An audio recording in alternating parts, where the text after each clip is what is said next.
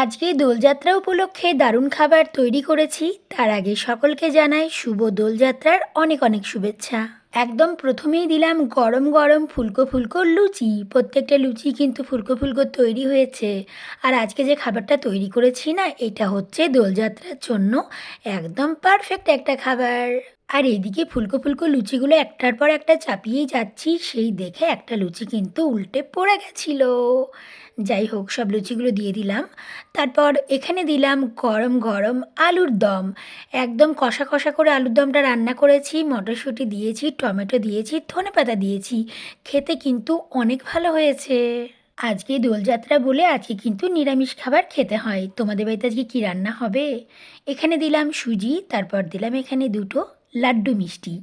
আর তারপর এখানে দিলাম দুটো বড় বড় সাইজের রসগোল্লা। রসগোল্লাগুলো একদম টাটকা টাটকা। তোমরা কে কে রসগোল্লা খেতে পছন্দ করো বলো? আচ্ছা বলো তো এবার, আজকে মোট কয়টা লুচি দিয়েছি আমি? হয়ে গেছে আজকের মতো কমপ্লিট।